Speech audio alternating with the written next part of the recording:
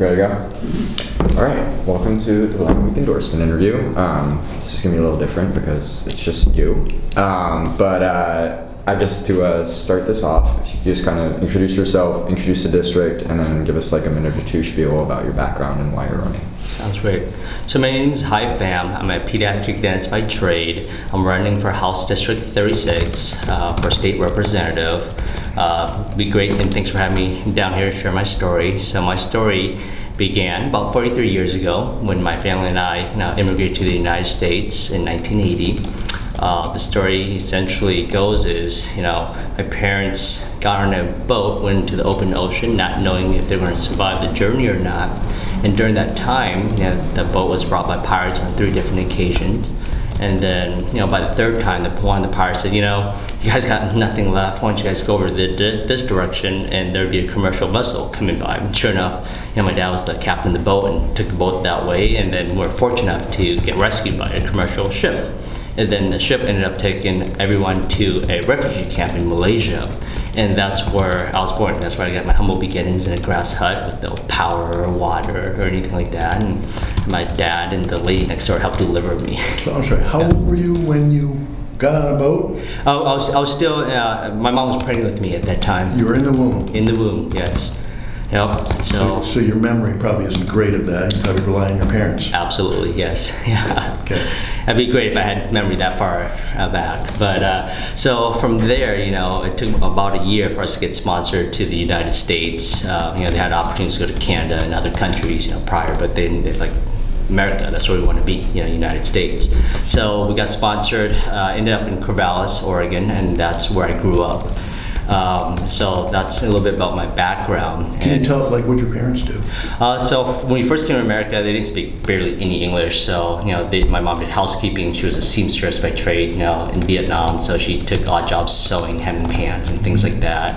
My dad did yard work. I still remember as a child, as my parents go clean, doctor's offices, playing with the stethoscopes at midnight, 11 o'clock at nighttime. They had multiple jobs wherever it could get. I think one of the stories that my parents shared with me as a kid, they see the signs, wherever the price was per pound of fruit, it was like cherries or strawberries, because they didn't know speak English, so they went and picked the berries. So, okay, here you go. You came to get paid at whatever dollars per pound, and they'll, no, you pay us, and oh, we're so sorry, type of thing, so they did everything they could to, kind of provide for the family and stuff like that. So growing up, I didn't know any better, I had an amazing childhood, and my parents did everything they could to, provide for the kids. I have Your 4 siblings? siblings. 4 siblings, yeah, they're all doing well. I got a brother who's a pediatrician, 2 other siblings, sisters in marketing down the California area. Brother's a pediatrician down that area also. Got another brother in the area also in marketing. And my youngest brother, who's got a 13-year age gap, he's up at OHSU Dornbecker, as a pediatric dental resident right now. And he's going through the program, and hopefully he'll join the practice in about 2 years. So why are you running? Why am I running? I want to help make a difference. Growing up, we had very little, and one of the things that really changed my mind and to be more involved is, getting diagnosed with leukemia at the age of 27. That literally turned my world upside down, and I realized how broken our system is. I had private health insurance, and there's a little fine print that. So I'm sorry, you were 23? 27. So where were you in school, or you had just graduated, or? Had just graduated dental school up at OHSU, and I often joke around and felt like I was on top of the world as Jack did, as he was on the top of the Titanic going rose upright. And yeah, I shouldn't use that story because you don't know how that story ended. But yeah. Give us a little bit of, not to get morbid here, but give us just a little bit of medical education, because for the layperson, when I hear the word leukemia, it's a death sentence. Yeah. So. Yeah. Can you talk about that? Yeah. So I was diagnosed with a form of leukemia called chronic myeloid leukemia. It's one of those prior to, you've probably heard this name for Brian Drucker at the Knight Cancer Institute, and he's fantastic, probably the most amazing person I know, because he gave me the gift of life, a second chance at life, because he discovered Gleevec, which is the medication that saved my life, and I have to be on pretty much forever. At this point, it keeps me alive. And they were able to get me financial assistance and help make me feel better. I mean, I still remember as a resident, and I got diagnosed March of 2007. July 1, I was supposed to start residency as a pediatric dental resident. And at that time, this is before the ACA, you could still not get different insurance because you had pre-existing condition, right? So I couldn't get any better health care or anything like that. So literally for 4 months, I was wasting away and dying because I couldn't afford my care. So my parents were going to sell their home, right? And I couldn't do that because, it's the American dream. They work hard their entire life to buy a house, right? And I had 3 younger siblings living at home, all underage. I think I was 15 or so at the time. And so I lied to my mom and dad and said, hey, mom, dad, I got my meds ready. And literally I was just wasting away and I was ready to meet my maker, and I just accepted it. But I knew I had to get to the residency because a couple reasons. One, because, I helped take care of my family, my parents and all that stuff. I knew that I needed to do this. And then 2, hopefully I can get better health insurance if I became a resident. So long story short, I got up there, and the oncologist at the time eventually found out I was going to be a resident because I always fly on the radar. I don't tell people what I do or anything like that. I don't want special treatment. He goes, what? You're going to be up there? The person who created this med that you're supposed to be on is up there. So he transferred my care up there. It's going to be also easier because I'll be up there. So I went up there, I got care. I still remember getting bone marrow biopsies between patients and my anesthesia rotation. Going there, telling the attending, excuse me, Dr. Chico, can I go doctor's appointment real quick? And I had to tell the attendants, what was going on because, so they could let me go to my doctor's appointment. Then I come right back to work, hobbling around, see my own patients.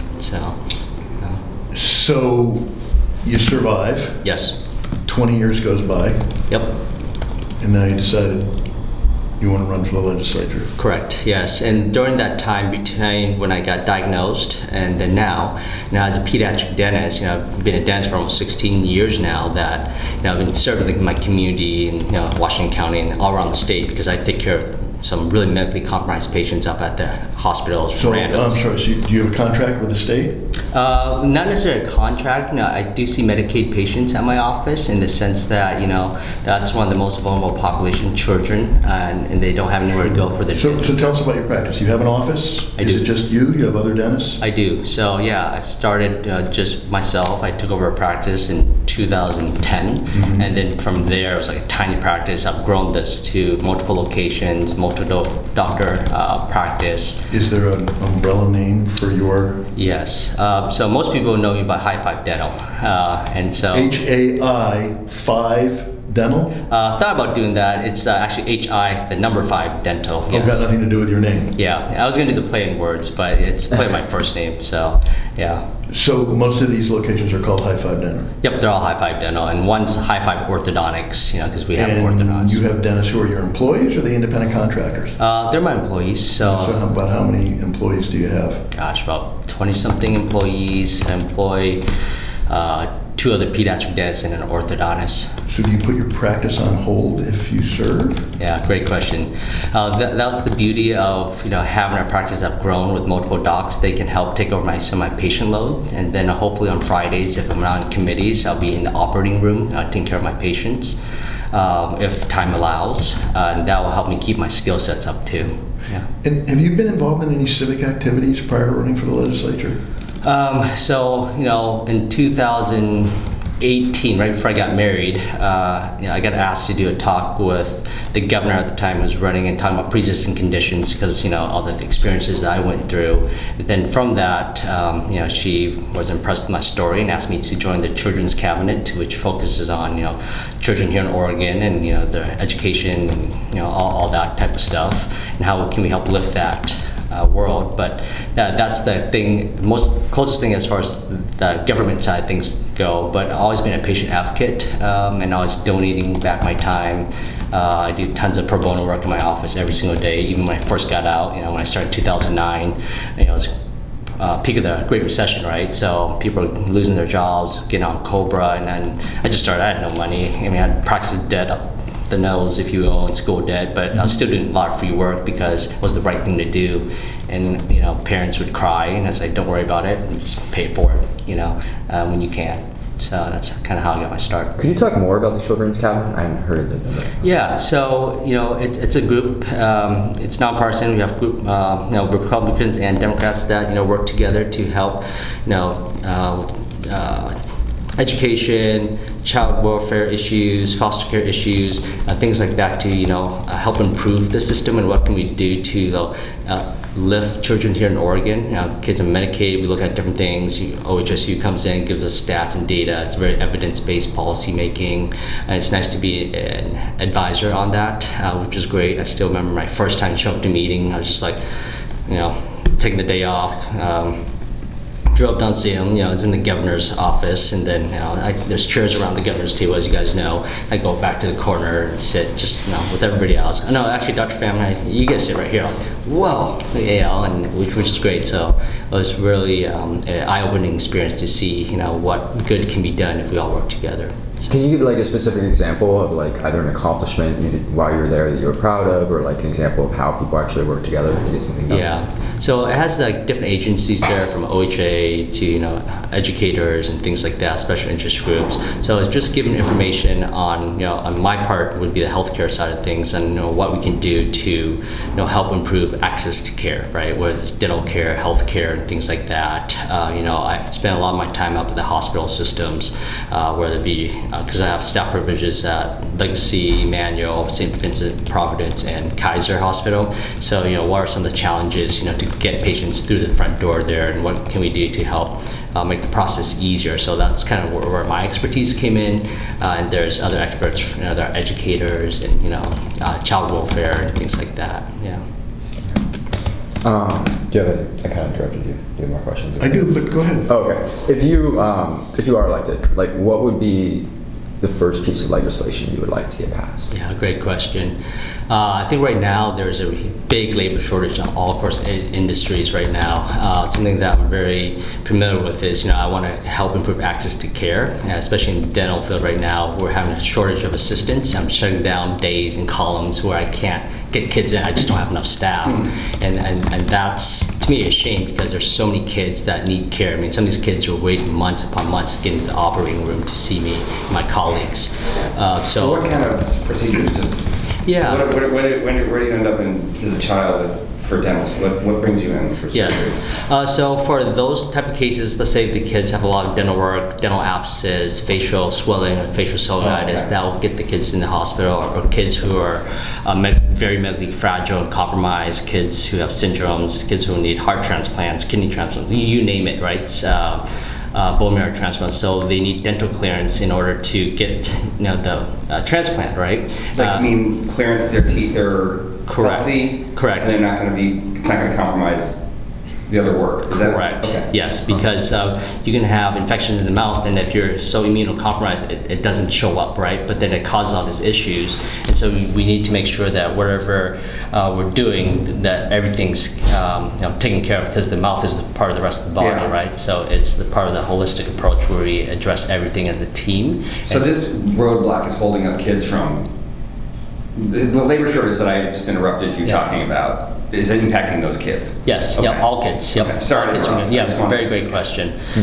So, one of the pieces of legislation is how do we get our dental assistants credentialed quicker and more efficiently? Currently, the system that's set around, there's a lot of roadblocks to get these individuals into the profession. It's a great profession. It pays really well, great benefits, healthcare, very respectable profession. But there's a lot of roadblocks to get there, and I think some of the testing that requirements are required are barriers. I mean, at the end of the day, a lot of the stuff relies on the dentist or the hygienist to check off these assistants to make sure that they're qualified, and then they send to a third party, take a third party test. So I want to streamline that process to try to get assistants into the office and working right away, so we can take care of it. Do you have a problem getting people who are certified in other jurisdictions, like say foreign countries or other states? Do they have a problem being certified in Oregon? We heard from somebody else about this. Sure. That this is like a huge roadblock for all sorts of people. It was another candidate came in and said for lots of professions, It's harder to transfer. it's really hard to transfer into Oregon, and she was like, we got to streamline this because Not these the people are bar. totally qualified. Yeah, I mean, so I think that's a very valid question. I've worn a lot of hats over the years. So one of the hats is being on the Oregon Board of Dentistry. So I mean, I see how the process works. I think there also needs to be checks and balances and making sure that, if we credential somebody, license somebody, that one, they're qualified, and two, they're safe to practice here in Oregon. So I'd be interested in looking at, if there's a way to streamline that. Sure. But you're not seeing, that's not the No. choke point that you're seeing? Not Okay. at this point. I can't speak on the medical side, so I don't know how many Right, people are right. applying on the medical side. I know on the dental side, there's a handful, but not that Okay, many. got it. Yeah. If you're elected, you're going to bring a really unique perspective to state government because you're both a medical professional and you're a business person. Correct. So I want to try to see if you can share with us your thinking about some larger scale issues involving healthcare in the state and just sort of get your opinion about things. So this has to do with, tell me what you think is right or wrong, or maybe just wrong about the healthcare system in Oregon, but contemplate the fact that, just 4 data points. We have basically the nonprofit healthcare industry in the state, right? Overwhelms the rest of the healthcare industry in the state, has enormous assets in the bank, continues to ask the legislature for more money, and has all this property that's not on the tax rolls. And there was a prior Speaker of the House that attempted to put those properties back on the tax rolls to address them. So we have that.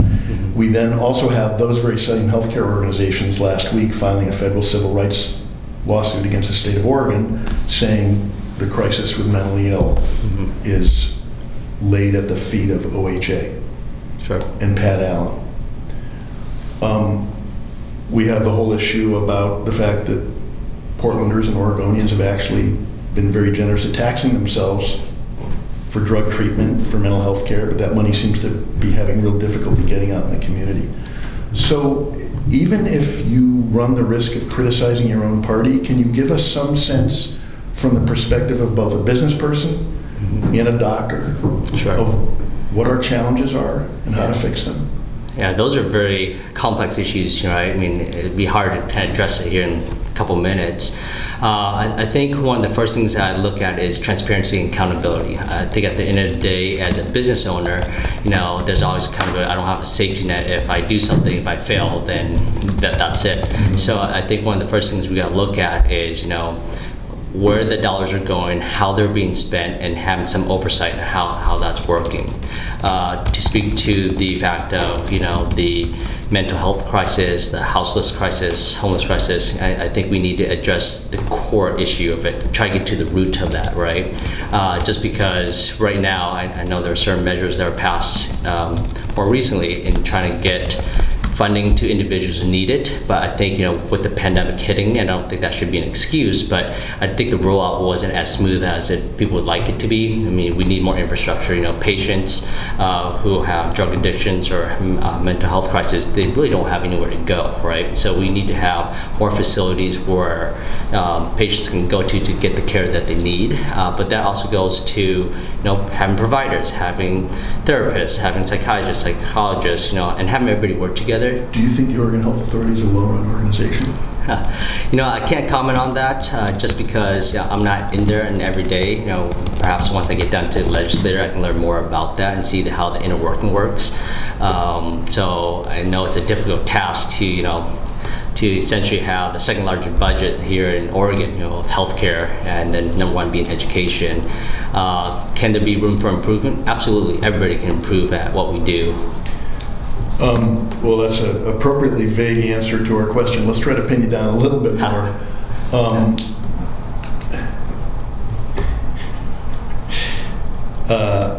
One of the things we look for when we endorse candidates is independence. And by that we mean independence from their party. You're a Democrat. My guess is we can predict where you land on a variety of issues, but we're also looking for people who are independent thinkers and who can realize that at a moment in this state when we need to bridge some divides, there's got to be an acknowledgement that nobody has all the answers. So the question is, can you share with us, as a sign of your independence, some Democratic platform that frankly you disagree with? Or are you simply a robot who's going to check the box, and we don't really need to elect anybody, we just need to elect the Democratic Party platform? Yeah, no, definitely not the case in that. I definitely think for myself, that's where my, owning businesses, be a small business owner comes into play, because you have to be an independent thinker, think outside the box, and be creative and innovative. And that's where what I'll bring to the table. You asked if there's something that, speak out against. I mean, I think some controversy sometimes along with the cat tax. I think as a business owner, that's hard, because it's based on gross production versus net collections, because businesses that have high overhead, like myself, and my overhead's like 7%, right? So just because I make X dollars doesn't necessarily mean that's my profit margin, right? So that's just one more thing. So you have one beef with the tax structure in the state of Oregon that's at odds with Democratic. Yeah, I think there's Is there something that is less self-directed? I mean, you've got a beef with that because it affects your bottom line. Mm-hmm. Is there something about Democratic philosophy and politics that frankly you think is not speaking to what America needs right now?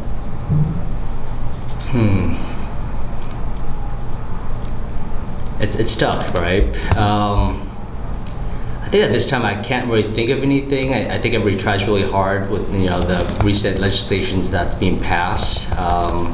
I think as a Democrat, we try to give everybody a chance to do better, and give them the resources that they need to be successful. And I can't really think of anything right now that I really have a beef with. One other question, and I'll shut up, Lucas. Oh, no, please. You're a Democrat. I assume you're not really interested in corporate welfare, right? What do you mean by corporate welfare? Subsidizing private industry. Let me get to my point. Please, yeah, You please have in give your an example. district Intel. Yes. Just yesterday, Intel said the reason why Ohio got the plant, not Oregon, is because you're not giving us enough tax breaks. Basically setting up a legislative scenario. You're aware that no company in the state of Oregon in history has gotten the tax breaks that Intel has to be here. So my question is, do you favor continuing to negotiate with Intel and giving them more when they go back down to Salem, as they will? Sure. I think that's a great question. I mean, I think that's a very fine line as far as like having a relationship with large corporations like Intel. They do provide a lot of high wage jobs, right? So that you got to take that into consideration. Mm-hmm. I have a lot of families I know that work with Intels and things and friends. So I think there's a fine line as far as tax breaks that you give a corporation to keep them here, because here's the other side of that coin is what happens if all the large corporations here in Oregon leave? Right, be very similar to like way back in the day when the sawmills closed down, all the lumber went away, and what happened to those towns. So I think there's a very fine balance. As a business person, you have to balance that, right? You can't just say, all right, well, we're not going to give you anything. Everybody leaves, and then it's a ghost town here. Okay, right? so as it relates to Intel, where are you? I Do think, you believe that if Intel comes to Salem with their hand out, that the state should say yes? I don't think we should have an open checkbook to anybody, and I think we should talk to them, say, all right, what is it you really want? What is the dollar amount? Is that feasible? And then also, what does that mean on the back end? Well, how many jobs are you going to provide? What are you going to put back into the economy? So is it fair to assume that you've been supportive to date of the tax breaks they've received? I would say that, I would. I mean, I'm only asking you because they're in your district. They're in my district, They're going to be that's right. knocking on your Yeah. door. So it's okay if you are representing Sandy to not really understand the dynamics of Intel and power politics. Sure. But for you to be walking into this office and not have a sense of that, or where your position is? Sure. I think it's like with anything, I need to get all the facts once I'm down in Salem, because right now I don't have all the information, right? Because one of the things for me to make policy, I need facts and information. I look at all the details. Just like with a healthcare provider, I need to have all the information in front of me to make an informed decision. So for me to say yes or no in one topic, I don't think that's very fair, because I need to get all the facts, right? I need to look at all the data points to see, by investing, I see it as an investment, into, let's say if you're going to give a corporation a tax break, now what is the return on that, right, of your investment? Okay. Yeah. Go ahead. Let's go back to something you do know deeply about. When we talk about healthcare, I mean, we kind of focus on a couple. You mentioned some like what I would say like smaller like credentialing things, but like big picture, like what do you think Oregon needs to do? Because it seems like we have multiple healthcare crises in this state right now. Like, what do you think the legislature needs to do to resolve this? The healthcare crisis. Yeah, so I think on the healthcare side of things, I think we need to get the healthcare system, more people to work in it, right? We need more doctors, we need more nurses, we need more auxiliary people. I mean, people are getting ready to go on strikes, at different hospitals at certain times through negotiation of contracts and things like that. So I think we need to have better communications amongst the staff. We need to make sure we have safe working environments. And then also, Do you really think it's just safe working environments that's going to make people want to work in this industry? Like, is that really the barrier? I think there's more than just that, right? It's multifactorial. I mean, safe work environment is one thing. I think the burnout pandemic. I have friends who had to work in the emergency rooms in the hospitals during the time. It's a big burnout factor. And if you're there seeing people die left and right and having to deal with really, really sick people, that And you get yelled at. Yeah, it's tough. Even my own office. People are getting frustrated at me because I can't get them in fast enough. And I'm sorry. Let's be patient. I'll do everything I can to help you. It's just high burnout rate right now, and I'll be honest, I'm burnt out too. I mean, we're going 2.5 years of this pandemic, and a lot of my patients are really fantastic, amazing, but every now and then some people lose their temper and yell at me and my staff, and I had to de-escalate a situation a couple months ago, and it's tough. And I think also, trying to get healthcare to everybody. I think that's very important. Affordable healthcare, and then also improving the access to care. We're not just talking about the metro area. We need to think about the rural areas too. And I think that one of the good things that came from the pandemic is telehealth visits. So physicians and dentists can do consults in rural areas where, let's say, they wouldn't have access to a rheumatologist or a GI doctor, for things like that. And I think that's something that we should continue to focus on to help improve care. Was the industry having enough success? Was there a staffing problem before the pandemic in any way, shape, or form? I think there was. I think the pandemic, like with most things, expose weaknesses, made things more difficult, more worse, and and everything, right? We saw where the breaking points are when the pandemic hit. So yeah, there was already a shortage of staff members and things, and then you have people retiring already, just naturally, attrition, and then also not getting enough new people in to. So that was going on. That was already gone, yeah. So is this a matter of because I feel like there was before the pandemic, before about I'd say in 2018, my big one of my big concerns was like, what is everybody going to do? What jobs are there going to be for people? We're all going to get replaced by robots. There's going to be mass unemployment, and this was in the pages in the New York Times. Like it was like this is coming. Mm-hmm. Like we're going to have. Remember we were talking about having a what do you call it, a minimum living wage, that the government was going to pay people a minimum wage because there was going to be jobs. Now in 3 short years or whatever, we are completely in a different.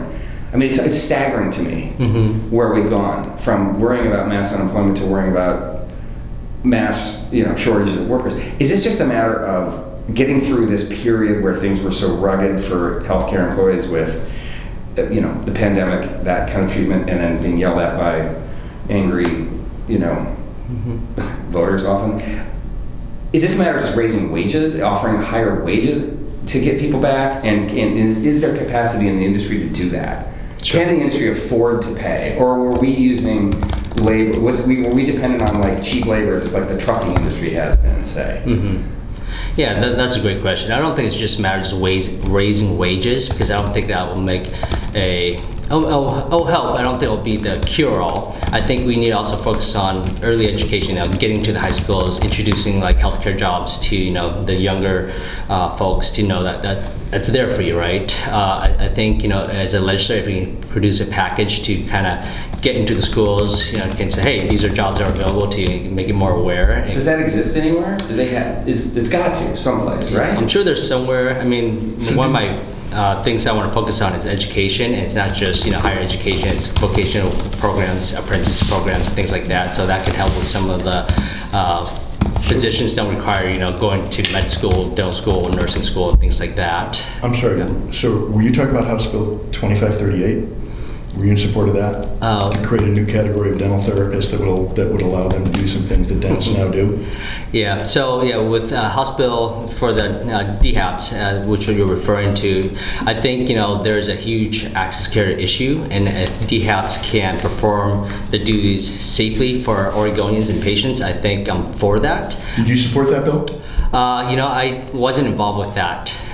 So I was on the Oregon Board of Dentistry side of things, and so being neutral, my job at that time is to make sure that Oregonians are safe, right? Because I see, if there's complaints that comes in and malpractice and things like that, and having to, take care of that. It's a very small amount, but we got to make sure that if we pass a DHAP, which we already have, that those providers are providing the same care that So we do. I'm a little bit unclear Yeah. what your position was on this, because Yeah. dentists took positions on this. Matter of fact, your trade association was opposed to this bill in the same way that optometrists are opposed to any attempt by ophthalmologists or ophthalmologists are opposed by any attempt to optometrists to provide more services because it erodes the moat around your financial security. So most of your peers opposed addressing the dental shortage by creating this new class of therapists that have more training than therapists but less training than dentists,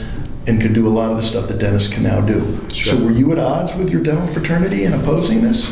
Or supporting it? I think that's a great question. I think people who know me, I don't always, fall in line with everybody else. I think if there's a need and we need to take care of it, and I think if How would you vote on that bill today? I'd say I'd be for it. I mean, if and as long as the training that they get is safe, they can provide care that is at the same level as a dentist, right? So I would ask, please, 1 second here. So my thing is, what would you do if it was your own child, right? So if you took your child somewhere, and would you be comfortable taking your kid to a provider if they were not qualified, right? So for me, if they're qualified, then I'd be for it. If they're not being trained properly, I would say we have to reevaluate what they can or cannot do, because as a dentist, you're doing procedures that are irreversible and it can cause lifelong damage if you don't do it correctly. So I mean, there's a reason why I went to 4 years of college, 4 years of dental school, and another 2 years of specialty just for pediatrics. So just to be clear, because for 10 years there has been an attempt to create this classification to ease the shortage of dentists. And for 10 years it has not gotten anywhere, largely because of the Oregon Dental Association. Sure. Sounds like you're at odds with them and you're willing to support this. Well, I wouldn't say I'm at odds with the dental association. Well, they oppose this bill. They have for a decade. Yeah, so I'm not here to discuss the Oregon Dental Association's views and standpoints. So with that said, I mean, as I mentioned earlier, I do support dental health therapists as long as they can do the job safely and The correctly. bill as it was written, did it have enough provisions for training for them to do the job safely? I think one of those things is, the bills is they need to attend a CODA accredited program. Yep. And, I believe in our institutions, as the dental school at OHSU, and if they pass an accredited CODA approved program, then that's fine. And I think they'd be safe to practice, but, only time will tell. Just one last question on this. Are you endorsed by the Oregon Dental Association? Yes, I am. Yeah, actually, they don't do endorsements, but they have donated to my campaign, Gotcha. as many other organizations and things like that. So, Okay, thanks. We get the fun question now? That's our last question if we're ready. It's up to you. Lucas, do you have any other questions? No, I mean, we can go with the fun question. All right. If it's the last day on Earth, what is your final meal, and specifically, what would the food be that you'd want to eat for your final meal? Oh, that's an easy one. Thanks, guys, for the easy question. It would have to be my mom's home-cooked bowl pho. I mean, it's a labor of love that goes into it. You cook the bone for hours, you throw away the first broth to make it clear, and all the spices in it, and it just reminds me of my What childhood. did you call it? Yeah, what kind of Pho. pho? Pho. Oh, just pho. pho. Just I thought you put traditional it. pho. Yeah, okay. You got Brian smiling over there. Yeah. He's our epicure in the room. Did you not have a contested primary? I did not, no. Wow. I mean, that's just surprising. A brand new district, no incumbent, and you walked into this completely on your own. Well, I mean, not on your own, you had people supporting you, but yeah, interesting. well, yeah, I mean, yeah, I've been out in Washington County for the last 16 years taking care of lots and lots of families and patients. So a lot of people know who I am out there. So where did you say you're living right now? Hillsborough. You're living in Hillsborough. Thanks for coming in. Thank you. Appreciate it. everybody.